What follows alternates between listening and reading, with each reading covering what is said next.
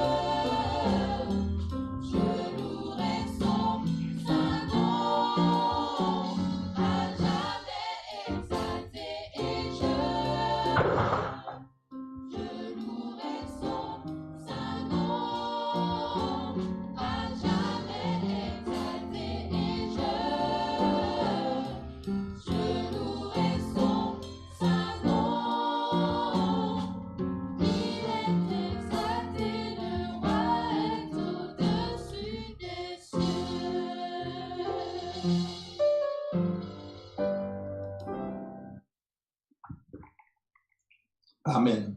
Que le nom du Seigneur soit loué. Alors, le moment des enfants est arrivé et j'appelle Déborah, c'est la responsable pour nous raconter l'histoire pour les enfants. Bonjour Déborah. Bonjour à tous. Bonjour tout le monde. Est-ce que les enfants sont là? Est-ce que vous êtes revenus? Est-ce que moi je vous entends aussi? Oui. Ah. D'accord, j'ai entendu vos jolies voix. Comment allez-vous? Vous avez bien dormi? Moi, je vous entends plus. Oui, on a bien dormi. Oui, on a bien dormi. Ok, très bien. Je vais vous raconter une histoire que peut-être certains connaissent déjà, parce que c'est une histoire que j'ai prise dans le plus merveilleux des livres, qui est la Bible, en plus la mienne a plein de couleurs devant, qui est la Bible. Alors, si je vous dis un prénom, Samuel, est-ce que ça rappelle quelque chose à quelqu'un? Est-ce que quelqu'un connaît un Samuel dans la Bible? Et là, activez vos micros, les enfants. Oui. Oui. D'accord. Effectivement. Est-ce que quelqu'un connaît l'histoire de Samuel quand il était enfant? Justement, une histoire en moment où il dormait, vous avez dit que vous avez bien dormi, il dormait aussi, lui. Est-ce que quelqu'un connaît cette histoire? Et puis oui, il faut raconter ce dont il s'en rappelle. Moi, Je t'écoute. en fait, moi, je me rappelle que Samuel, c'était le fils de Sarah et Anna. et oui, c'est d'abord D'accord. Est-ce qu'il y a d'autres réponses? Moi, je me rappelle que Samuel, il était dans le temple, il habitait avec Élie et puis il a entendu la voix de l'Éternel. Ah, d'accord. Donc, effectivement, c'est bien de ce Samuel-là dont nous parlons. Vous avez bien répondu. Donc, pour rappeler l'histoire, donc l'histoire de Samuel dans la Bible est très longue. On voit depuis quand il était petit, même avant qu'il naisse, jusqu'à loin, il est devenu prophète après. Mais Samuel, effectivement, un jour, alors qu'il était jeune comme vous, je ne sais pas exactement quel âge, comme qui exactement, mais il était jeune et il habitait dans le temple avec Élie. Et un soir, il dormait, donc je suppose peut-être avec son oreiller, sa petite couverture, comme ça, il dormait, enfin, en tout cas, il était couché. Je ne sais pas s'il dormait vraiment, mais il était couché. Et il entend quelqu'un l'appeler Samuel. Samuel. Alors, il vivait dans le temple avec Élie. Donc, il y avait deux personnes à cet endroit. Donc, il se dit, si quelqu'un l'appelle, c'est Élie, forcément. Donc, il va le voir une première fois. Et Élie lui dit, non, je ne t'ai pas appelé. Retourne te coucher. Il dit, bon, d'accord. Après, Élie est vieux. Peut-être que lui-même n'a pas remarqué qu'il l'a appelé. Il retourne se coucher. Une deuxième fois, il entend cette voix, Samuel. Alors, il se lève. Il va voir Élie, qui lui dit, mais non, mais qu'est-ce qui t'arrive? Mais non, je ne t'ai pas appelé.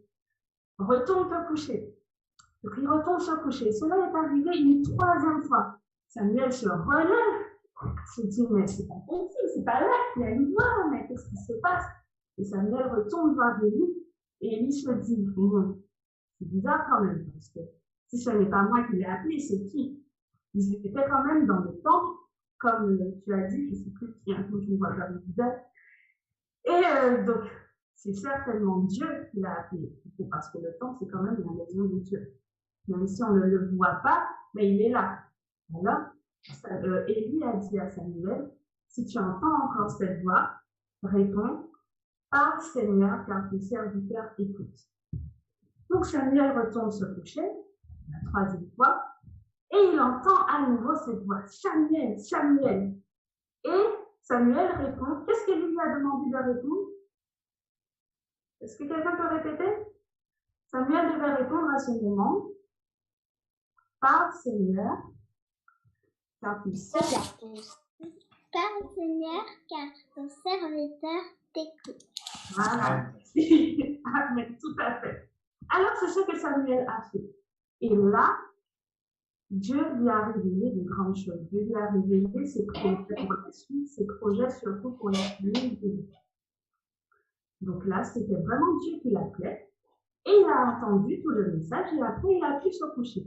Effectivement, le lendemain, lui, même s'il était vieux, il n'a pas oublié. Et lui a demandé ce qui s'est passé, est-ce que c'était bien Dieu qui l'appelait, et de ne rien lui cacher. Et Samuel lui a raconté tout ce que Dieu lui a dit. J'arrête l'histoire à ce moment-là.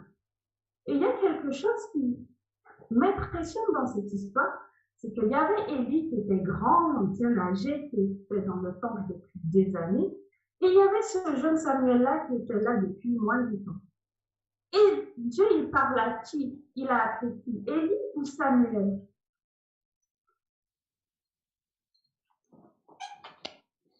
Vous pouvez garder vos micros allumés, hein, comme ça vous pouvez pas. Il a appelé Samuel. Ah, mais c'est impressionnant, il a appelé le petit. Alors,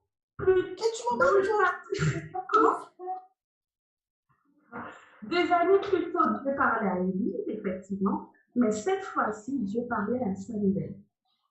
Et donc, Samuel n'était pas trop jeune pour que Dieu lui parle. Et surtout, non seulement pour que Dieu lui parle, pour que Dieu lui fasse confiance, pour qu'il lui fasse confiance pour lui donner ses messages. Vous pensez que Dieu peut vous parler à vous aussi? Que Dieu peut vous faire confiance? Oui. D'accord. Effectivement, Dieu peut vous faire confiance à vous aussi. En tout cas, ce n'est pas l'âge qui le freine. Vous pourrez voir dans différentes histoires de la vie qu'il a parlé à des personnes de différents âges, à de très jeunes enfants comme à des personnes très âgées. Donc, je ne parle pas à tout le monde, mais Dieu peut nous parler à tous, quel que soit notre âge. Ce n'est pas un fait. Et Dieu peut parler de différentes façons. Il peut vous parler comme un Samuel. Vous pouvez un jour entendre sa voix, ce n'est pas impossible. Et il peut vous parler de d'autres façons aussi. Par justement les histoires de la vie. Cette histoire, c'est un peu comme si Dieu nous parle de nous rappeler qu'il peut nous parler à nouveau. Dieu peut vous parler par l'intermédiaire de vos parents.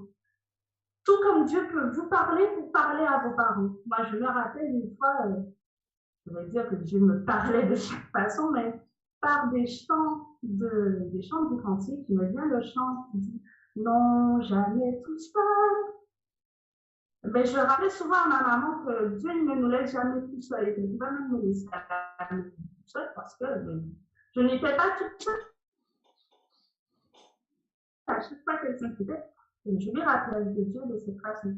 Donc n'hésitez pas à transmettre aussi les messages que Dieu vous donne de différentes manières, mais surtout pour bien entendre sa voix, pour bien lui répondre. J'aimerais que votre prière soit toujours celle qu'a transmise Élie à Samuel, qui est « Parle Seigneur, car ton serviteur écoute ». Est-ce que vous pouvez répéter avec moi?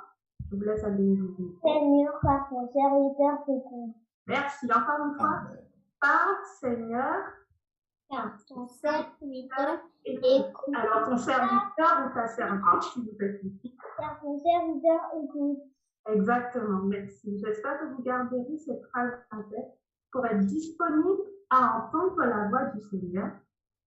Parce que c'est justement lorsque Samuel a dit cela qu'il a montré qu'il était disponible, que Dieu lui a dit toute la suite du message. Que vous puissiez être disponible à écouter la voix du Seigneur, car il peut vous faire confiance pour vous transmettre les grandes choses. Bon sabbat à vous. Amen.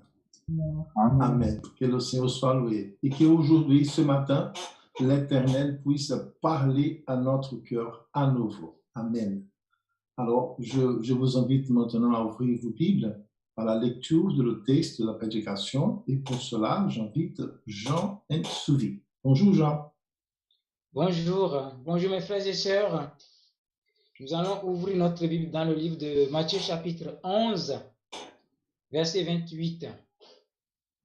Matthieu chapitre 11, verset 28, qui nous dit « Venez à moi, vous qui êtes fatigués et chargés, et je vous donnerai du repos. » Que l'Éternel bénisse cette parole dans nos cœurs. Nous allons nous prosterner à genoux pour prier. Je vous invite à se prosterner pour la prière.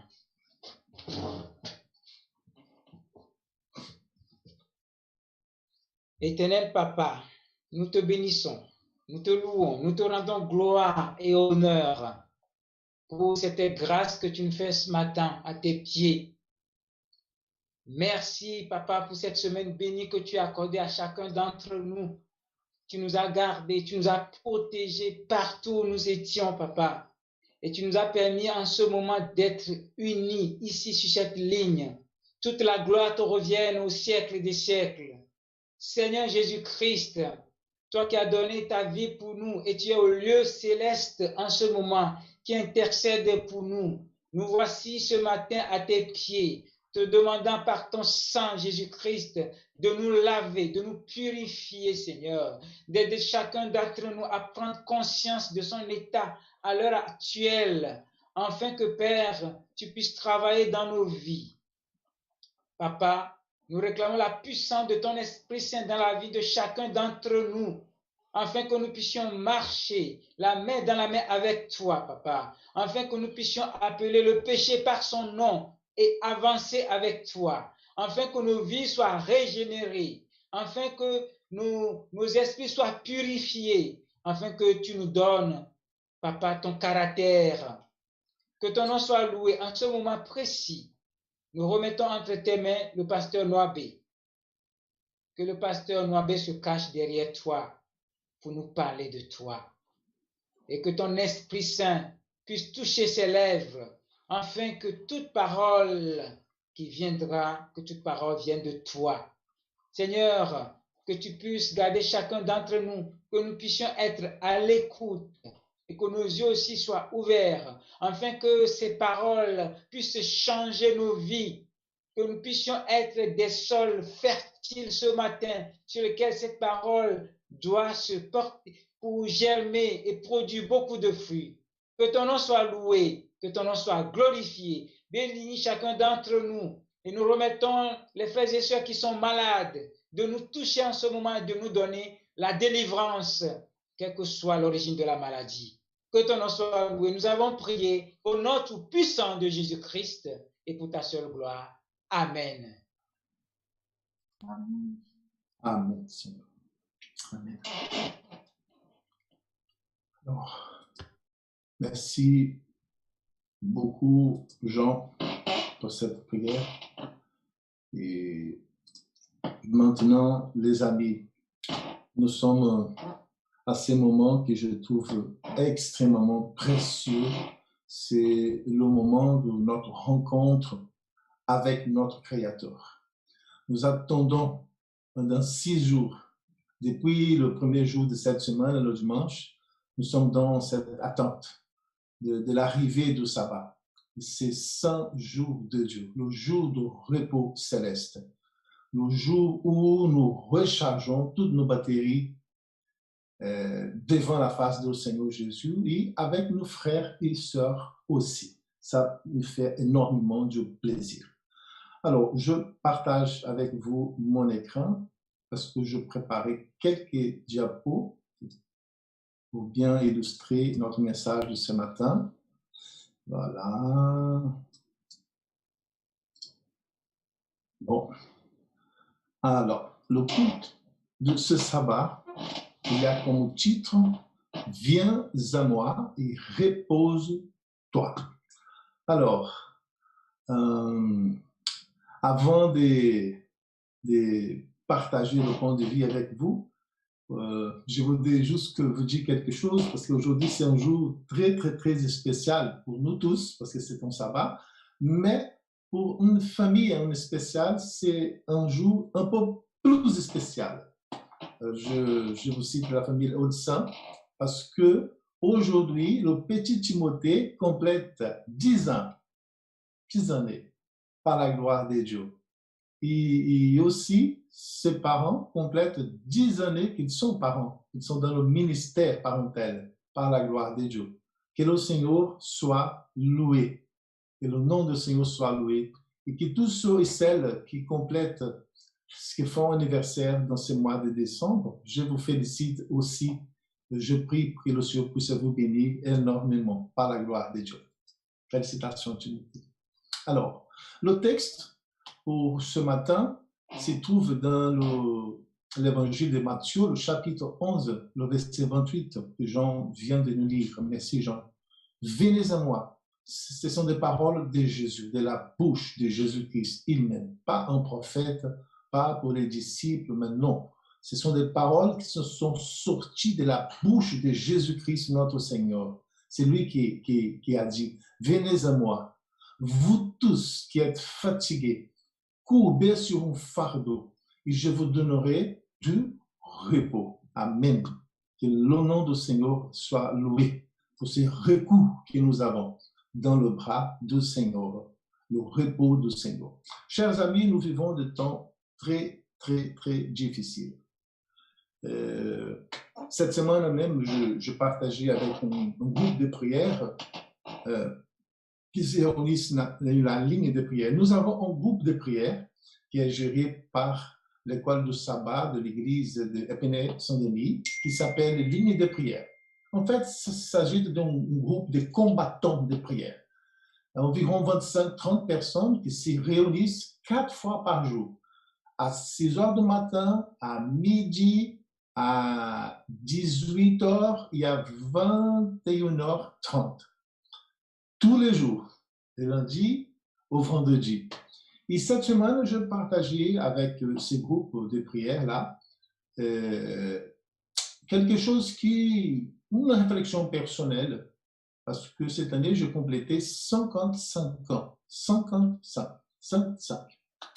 Et je me rendu compte que je n'ai jamais eu, dans toutes ces 55 ans de vie, une année avec si beaucoup de turbulences, de détresse, des souffrances comme cette année 2020, à cause, bien sûr, de cette pandémie du coronavirus. Je n'ai jamais vécu, mes amis, une expérience comme celle-là.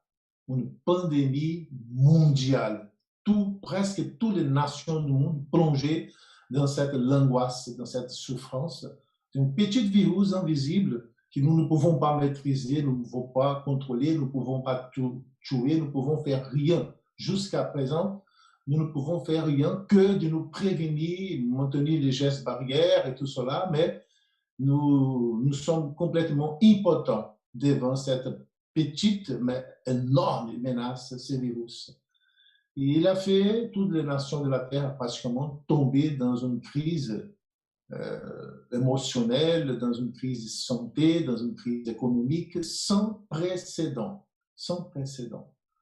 Et donc, nous vivons vraiment des moments très, très, très particuliers, n'est-ce pas? Nous vivons une année d'incertitude, parce que nous vivons cette semaine sans jamais savoir comment se passera la semaine prochaine, n'est-ce pas?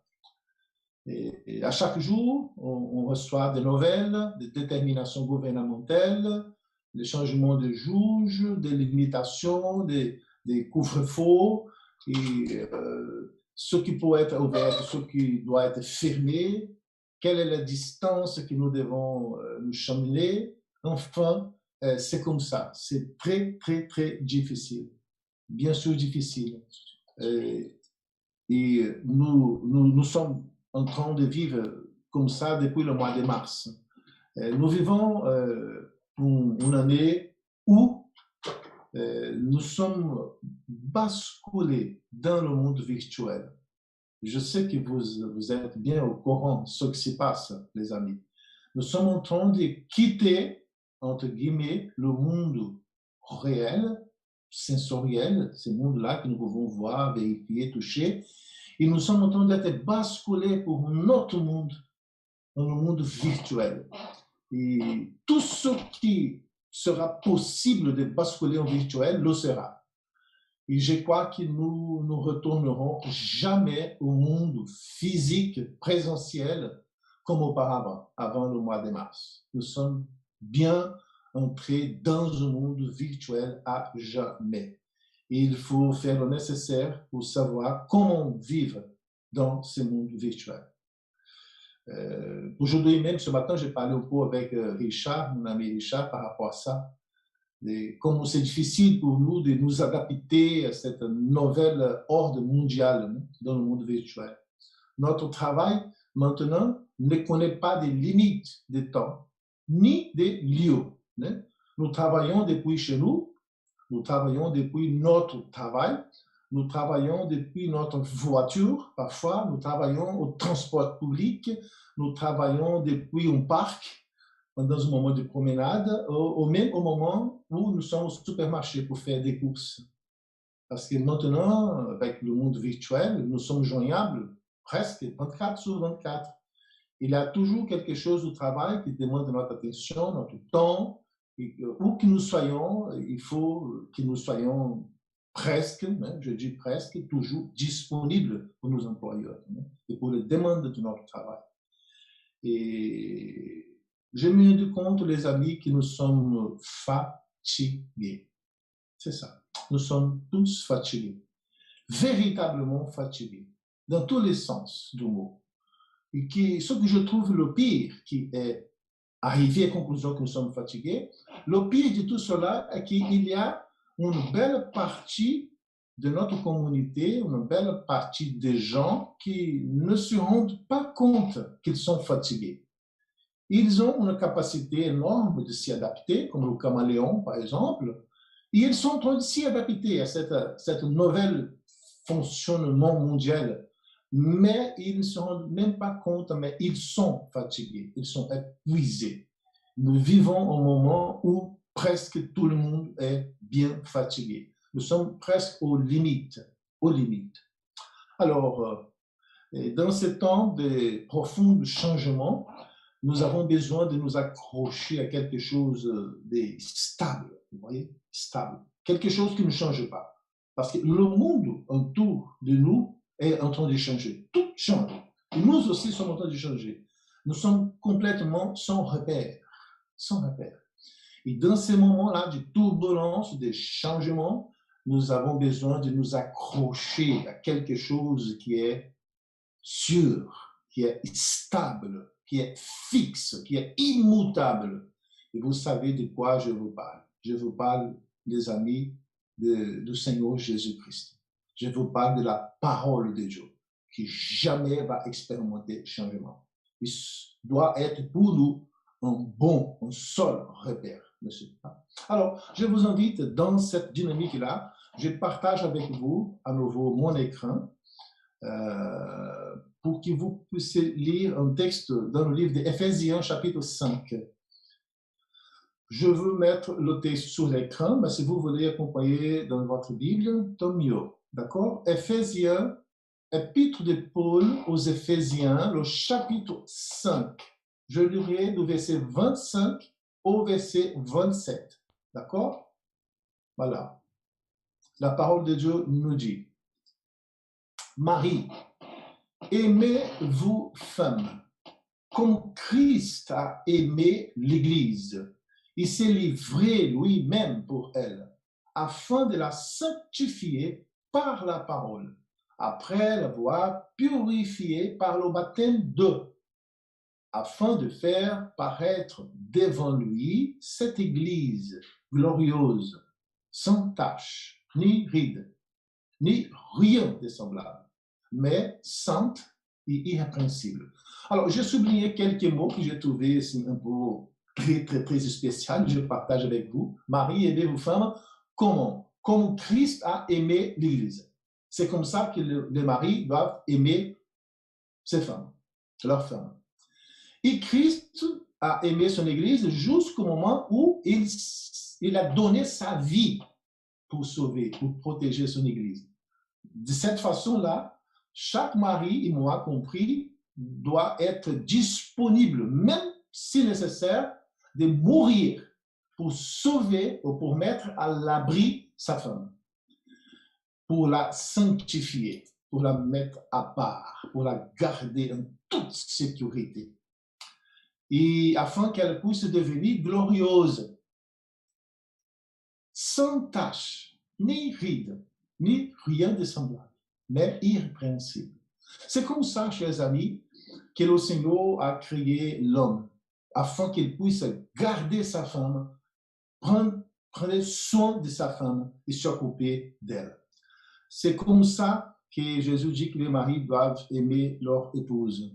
La femme, les amis, elle est toujours la partie la plus fragile, n'est-ce pas? Toujours. Depuis le début du monde, depuis le jardin d'Éden jusqu'à aujourd'hui, la femme, les femmes sont toujours la partie la plus fragile du couple. Donc, c'est à nous, les hommes, les maris, de prendre notre place, notre responsabilité pour nous occuper de notre femme.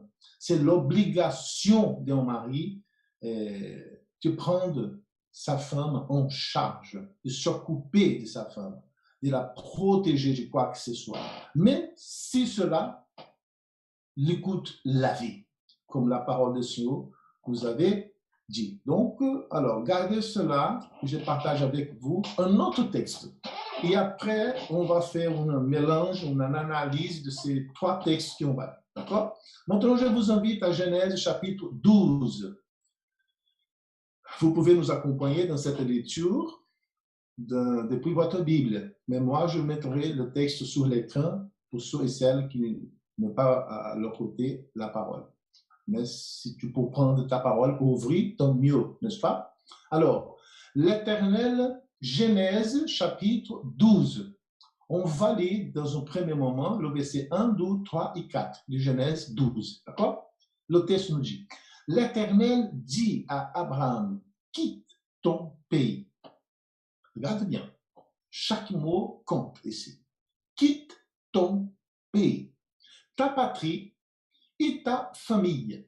Et va dans le pays que je te montrerai. Je ferai de toi une grande nation, je te bénirai, je rendrai ton nom grand et tu seras une source de bénédiction. Je bénirai ceux qui te béniront et je maudirai ceux qui te maudiront. Et toutes les familles de la terre seront bénies en toi. Donc, Abraham partit conformément à la parole de l'Éternel. Il l'a parti avec lui. Abraham était âgé de 75 ans lorsqu'il quitta Charan. Alors, maintenant, je vous invite à vérifier avec moi ce même texte, mais depuis une autre optique, en considérant quelques mots que je veux mettre en évidence. D'accord? Voilà. Quitte ton pays, c'était l'ordre de Dieu, ta patrie et ta famille. Il va dans le pays que moi, Dieu, te montrerai. Donc, la première chose que le Seigneur vient de dire à Abraham, après lui demander de quitter son pays, sa famille, il a dit, c'est moi qui serai ton conducteur, Abraham. C'est moi le capitaine de ta vie. Et tu iras dans un pays où je te montrerai.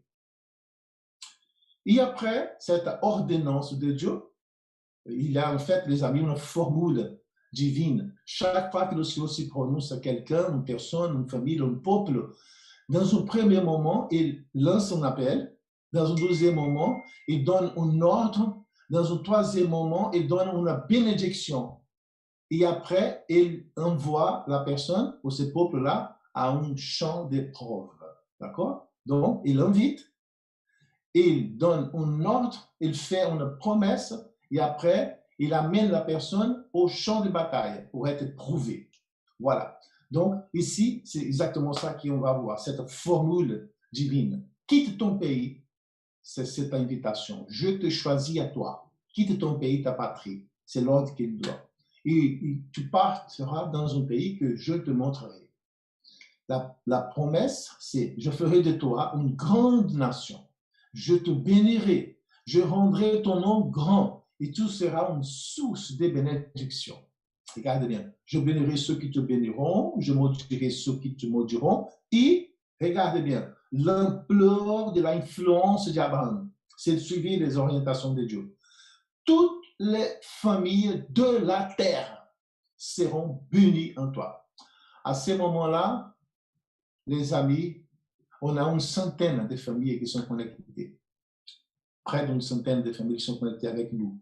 Mais le Seigneur va dire à Abraham, toutes les familles de la terre seront bénies en toi. Imagine.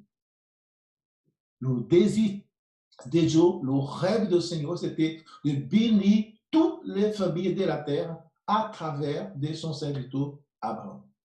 Voilà. Tout simplement, il devrait être guidé par le Seigneur. C'est le Seigneur qui doit conduire son chemin à partir de ce moment. Alors, donc, avancez avec moi. On va lire du verset 5 jusqu'au verset 9. Du même chapitre 12, toujours au chapitre 12 de Genèse. Donc, Abraham, il prit sa femme, Sarai, il l'a, le fils de son frère, son neveu. Il prit aussi tous les biens et les serviteurs dont il était devenu propriétaire à Charan. Et il partit pour s'y rendre dans le pays de Canaan. Parce que le pays de Canaan, c'était le pays où, depuis le début, le Seigneur lui avait dit qu'il devrait aller. La terre de la promesse. Où ils arrivèrent. Donc, maintenant, quelques mois sont déjà passés, et Abraham, avec sa femme Sarai et son nouveau Lot, ils sont arrivés à la terre de Canaan, au pays de Canaan. Abraham traversa le pays jusqu'à l'endroit appelé Sichem, jusqu'aux chaînes des Morets. Les Cananéens occupaient alors le pays à cette époque. L'Éternel apparut à Abraham et dit, « Abraham, c'est à ta descendance, à ta postérité, à tes enfants que je donnerai ces pays. Abraham construisit là un autel en l'honneur de l'Éternel qui lui était apparu. Et Abraham partit de là vers la région montagneuse qui se trouve à l'est de Bethel. Il dressa ses tentes. Bethel était à l'ouest et Haï à l'est. Là, il construisit un autel en l'honneur de l'Éternel et fit appel au nom de l'Éternel. Puis, Abraham continua ses étapes, par étapes en direction du Negev. Genèse 12, 5 à 9. Alors, maintenant, tout est bien. Il va quitter son pays, quitte sa famille, son père sera mort, il va faire le deuil de son papa et après, il enchaîne le restant du chemin. Il arrive à Canaan avec sa femme et tout était bien. Il a beaucoup des animaux, il est un homme riche, le gros bétail, le petit bétail. Il a des fonctionnaires, ses employés qui sont là, ses serviteurs et servantes pour faire le travail lourd. Et tout était bien. Il a monté toutes ses tentes dans un beau lieu et il attend l'accomplissement de la promesse du Seigneur. C'est de donner cette terre-là à sa postérité. Alors, regardez bien les amis, qu'est-ce qui se passe tout de suite après? D'un coup, vous vous souvenez de la formule de Dieu? Il lance un appel, il fait une invitation, il donne un ordre, après il donne toutes ses promesses pour assurer la personne, et après tout cela, il amène la personne dans le terrain des épreuves pour prouver sa foi, pour vérifier si la personne répond correctement, parce que sans foi, c'est impossible de laisser Dieu content, n'est-ce pas? Sans foi, c'est impossible. Le Seigneur fait tout ce que nous avons besoin, mais il nous demande toujours la foi. C'est une situation sine qua non. Il faut avoir de la foi. Alors, regardez bien le verset 10. Il y a eu une famine dans le pays. Et Abraham descendit en Égypte pour y séjourner, car la famine pesait lourdement sur le pays. Il y a quelque chose ici qui se passe qui n'est pas du tout normal. Après, je reviendrai sur ce point. Le verset 11, toujours au Genèse chapitre 12. Comme il était sur le point d'entrer en Égypte, il dit à sa femme Sarai, écoute-moi, je sais que tu es une belle femme. Quand les Égyptiens te verront, ils diront, c'est sa femme, et ils me tueront, tandis que toi, ils te laisseront en vie. Présente-toi donc comme ma sœur. Afin de quoi? Afin que je sois bien traité à cause de toi et que je reste en vie grâce à toi. Mes amis, regardez bien, le même texte avec quelques points en relief. Une grande famine dans le pays et Abraham descendit en Égypte. Parce que jusqu'avant ce moment-là, c'était Dieu qui était aux commandes. Jusqu'avant ce moment-là, c'était Dieu le conducteur de la vie d'Abraham. Et chaque moment où il arrivait, il montait un autel pour faire un sacrifice, une adoration à Dieu. Et à ce moment-là, le Seigneur est venu pour lui donner les informations pour la suite du chemin. Mais dès que la famine arrive, Abraham, apparemment, il va oublier la consultation à Dieu. Il ne va pas monter un autel pour faire un sacrifice, invoquer la présence de Dieu. Mais non, regardez bien les amis, il prend une décision toute seule. Il laisse la direction de Dieu, qui c'était vers le nord, et il commence à descendre vers le sud. Regardez bien. Abraham descendit en Égypte pour y séjourner. Pourquoi? Parce que la famine pesait lourdement sur le pays où il habitait, à Canaan. Comme il était sur le point d'entrer en Égypte, il commence à se mettre dans le chemin vers l'Égypte. Quand il voit déjà la limite du pays de l'Égypte, il se souvient d'une chose. Alors, regardez bien, pensez avec moi dans ce sens. Il veut s'échapper de la crise, la famine, la sécheresse. Il veut aller dans un lieu qui est mieux. Et sûrement, il a reçu des notices, des nouvelles, que dans l'Égypte, il y avait de la pluie, de pâturage pour le bétail. Donc, il a pris la décision. Je pars tout de suite, je quitte ce pays-là où le Seigneur m'a mené, ce pays-là que le Seigneur m'a dit qu'il va me donner un poste pour la postérité, la terre sainte de Canaan. Je quitte tout cela pour aller ailleurs. Parce que je crois que là-bas, je trouverai le bonheur. Mais quand il arrive aux limites d'Égypte, il commence déjà à voir les tours égyptiennes, les pyramides, tout cela, les emblèmes égyptiens. Je crois qu'il va se souvenir de que ce peuple-là n'est pas un peuple croyant. Ce peuple-là était des idolâtres. Et à l'époque, ils offraient des sacrifices humains à leur Dieu. Et c'est un peuple qui ne respectait pas du tout les commandements de Dieu. Un peuple mauvais, d'un caractère mauvais, sensuel. Et il arrive en conclusion. Ma femme, elle est belle. Malgré son âge à l'époque, Sarai avait 65 ans. Mais elle était belle quand même. 65 ans, elle avait à cette époque-là. Elle est très belle. Donc, si Pharaon met son regard sur elle, en sachant qu'elle est ma femme, il va me tuer afin qu'elle devienne veuve, afin qu'il puisse la prendre comme épouse. Donc, il est arrivé à la conclusion. Je pense, ce n'est pas la Bible qui nous dit ça, mais c'est moi qui pense. Il devrait arriver à la conclusion. Je ne peux pas entrer dans ce pays avec ma femme. Parce que si je entre dans ce pays avec ma femme, elle ne sera pas en sécurité. Et moi non plus. Parce que c'est un pays d'idolâtres, des gens qui ne respectent pas les lois de Dieu. Il vaut mieux que je prie à Dieu pour lui demander une solution. Mais non, pas du tout. La parole de Dieu nous dit qu'il a pris la décision. On va mentir. C'est simple. Et il a dit à sa femme, il appelle sa femme, le verset 11, il va lui dire, Sarai, écoute-moi, je sais que tu es une belle femme. Quand les Égyptiens te verront, ils diront, c'est la femme d'Abraham. On va tuer Abraham et on va prendre sa femme comme la femme de Pharaon. Mais présente-toi comme ma sœur, afin que je sois bien traité à cause de toi et que je reste en vie à cause de toi, grâce à toi.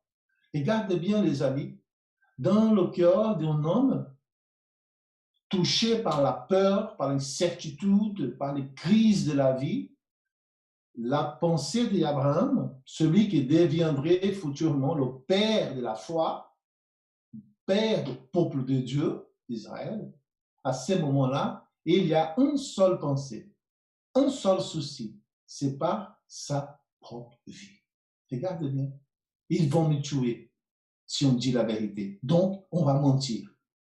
Parce que si on ment, ils vont me permettre de rester vivant.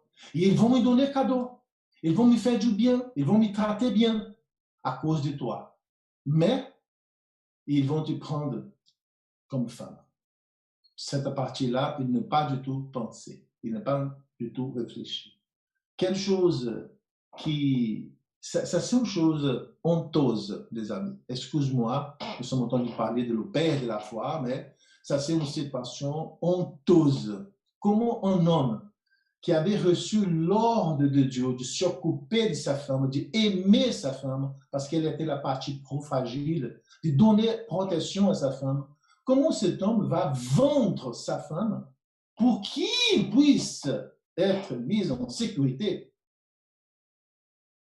Et pour donner sa femme pour un autre mari, mais pour qu'il puisse être béni et pour qu'il puisse être enrichi et bien traité. Tandis que le Seigneur lui avait dit, moi, Abraham, c'est moi qui serai le conducteur de ta vie. C'est moi qui va te conduire pour ton chemin. Et c'est toi qui te bénirai, c'est pas l'autre. C'est moi qui veux te donner les choses que tu auras besoin.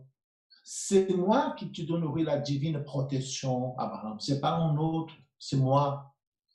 Mais à partir du moment, les amis, où nous quittons la face du Seigneur, la présence du Seigneur, il faut toujours trouver quelqu'un pour nous aider, quelqu'un d'autre, n'est-ce pas? Et la parole de Dieu nous dit qu'il a franchi la limite de l'Égypte et il est arrivé dans l'Égypte. Et quand il est arrivé là-bas, regardez bien qu'est-ce qui va se passer. Exactement celui qu'il avait prévu.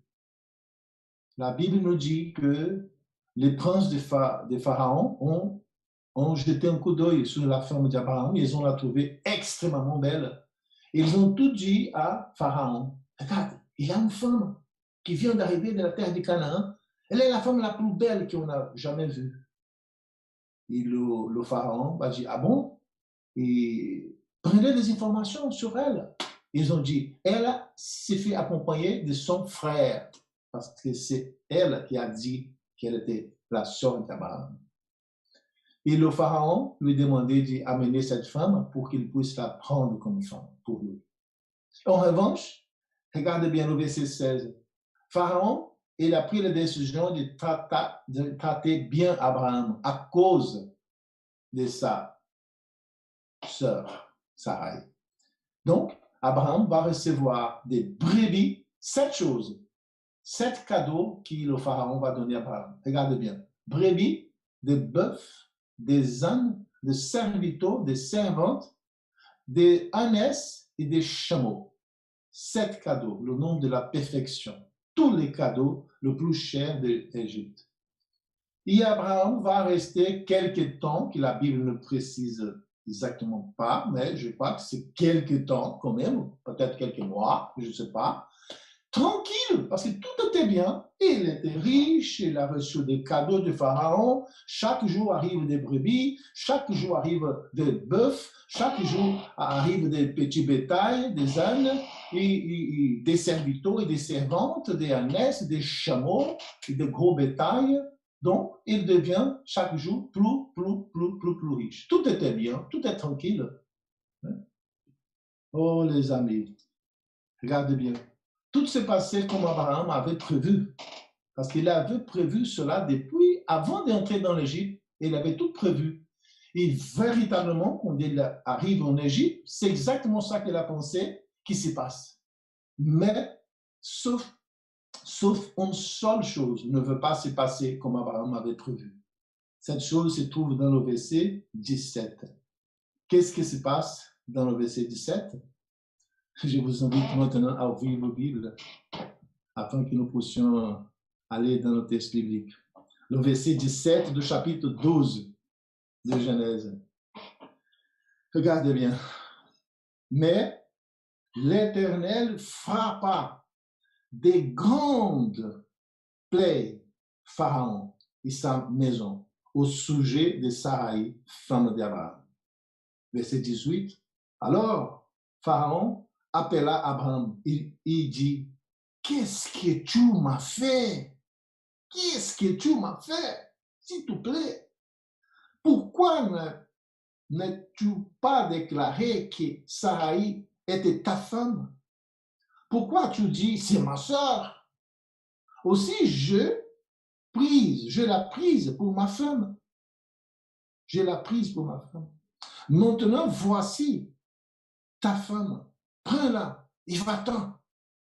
Et Pharaon donna ordre à ses gens de lui renvoyer du pays, lui, Abraham et sa femme, avec tout ce qui lui appartenait. Le roi, le Pharaon, était fâché avec Abraham. Il va dire, mais c'est quoi que tu m'as fait? Tu as menti pour moi.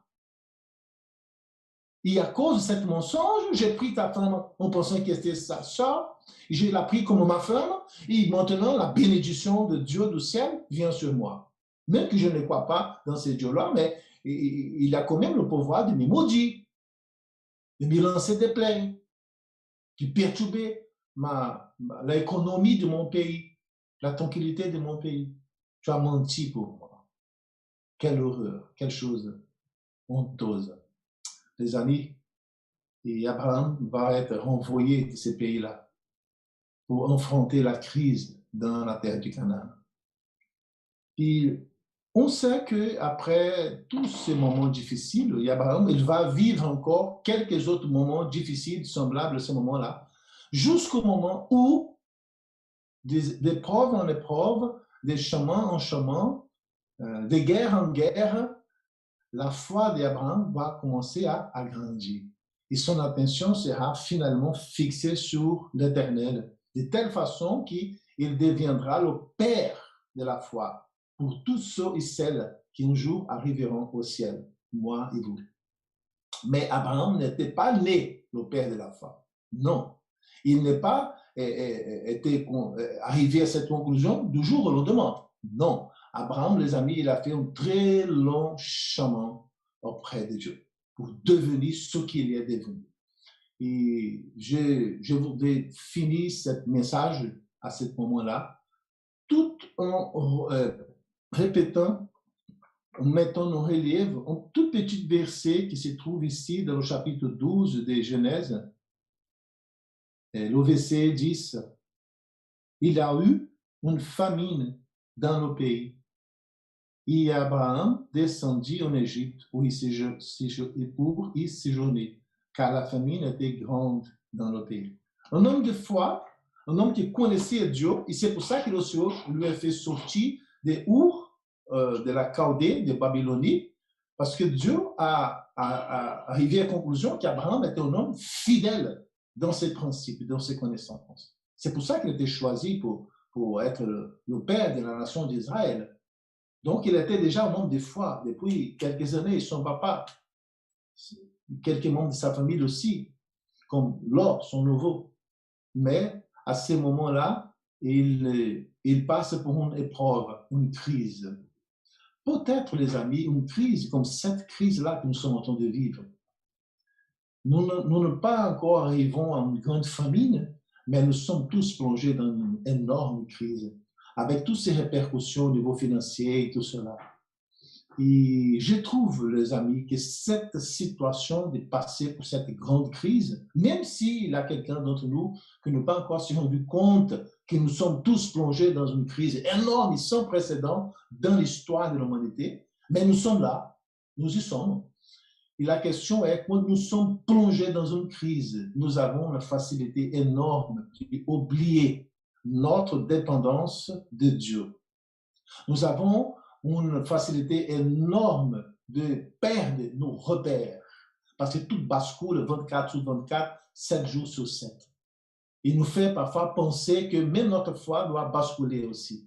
C'est à ce moment-là, les amis, à ce moment-là de turbulence, c'est à ce moment-là de souffrance que nous devons revenir en arrière pour regarder le Seigneur Dieu et pour prendre des décisions sérieuses par rapport à notre relation avec notre Père Céleste, notre communion à chaque jour avec notre Seigneur, pour lui demander de la force, pour lui demander qu'il nous aide afin que nous soyons attachés à lui. Parce que Jésus même a dit, sans moi, vous ne pouvez rien faire.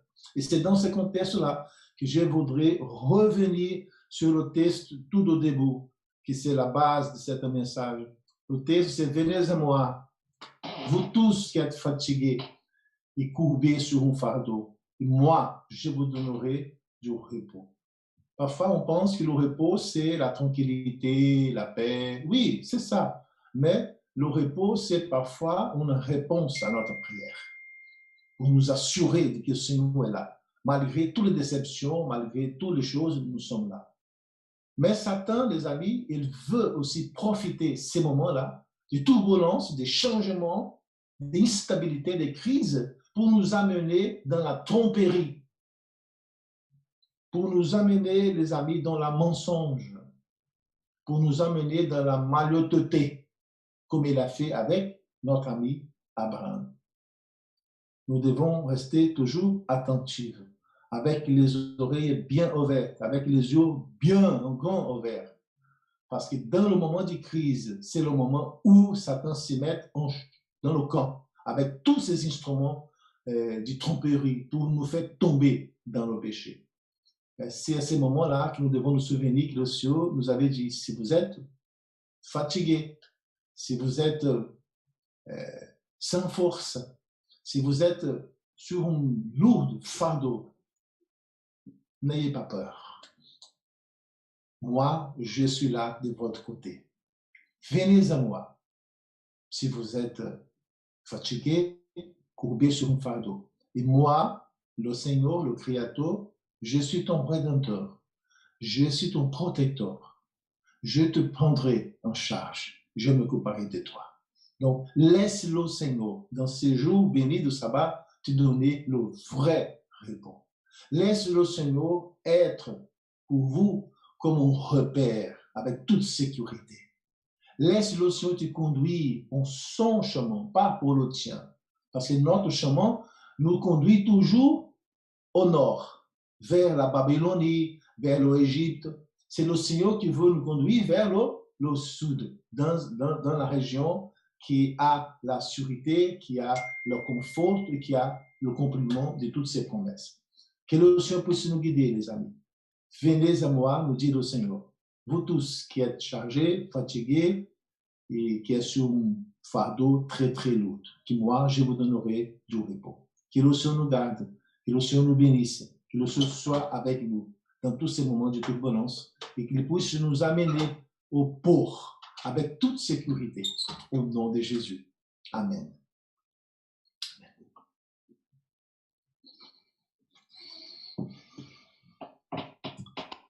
On aura un chant, ça c'est bon, un chant final, et après un moment de prière avec Sylviane Conder.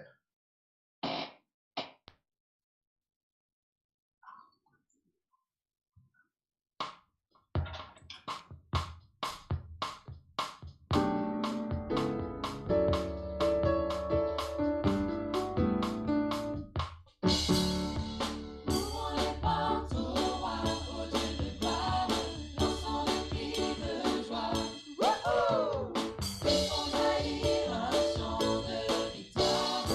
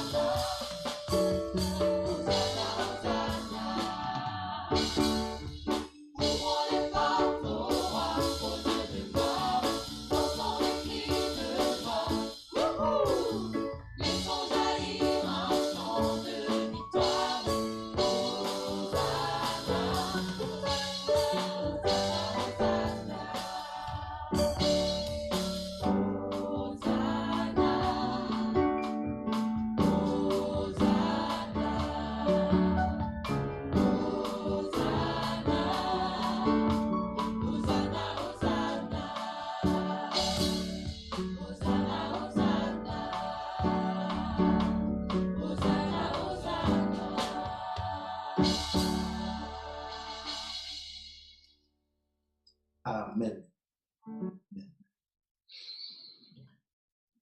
Voilà, Sylviane. Bonjour à tous, nous allons nous incliner pour la prière. Notre Dieu, notre Père, nous te remercions pour cette magnifique journée de sabbat que tu nous as donnée. Nous te remercions pour tout d'abord pour cette étude de l'école du sabbat que tu nous as accordée concernant le travail. Merci pour ce moment de méditation où tu nous rappelles, Seigneur mon Dieu, que les temps deviendront de plus en plus difficiles. Nous vivons des temps difficiles, mais tu nous appelles à fixer les regards vers toi. Toi, le chef et le consommateur de notre foi. Tu nous appelles, Seigneur, à te rechercher dans nos vies, à nous réfugier sous tes ailes. Et Seigneur, que tu sois notre guide en tout lieu. Merci, Seigneur mon Dieu, d'être là, d'avoir cette certitude de ta présence dans nos vies. De nous dire, Seigneur, que tu es notre bannière, que tu es notre foi, que tu es celui en qui nous pouvons nous confier, que malgré les difficultés de la vie, nous sommes assurés de ta présence. Tu es un guide, tu es notre sauvegarde et nous pouvons avoir confiance en toi. Alors aide-nous à garder nos yeux fixés vers toi, nos cœurs ouverts à l'influence de ton esprit et de ta parole dans nos vies, et que nous puissions chaque jour, Seigneur, nous confier en toi, parce que nous avons besoin de toi dans nos vies, nous ainsi que nos familles. Je présente toutes les familles de Bagneux ainsi que les familles d'Épinay et de Saint-Denis, que tu puisses accompagner tout un chacun, Seigneur, que tu puisses visiter toutes les familles qui ont besoin de toi, que tu puisses renforcer les liens, que tu puisses nous faire du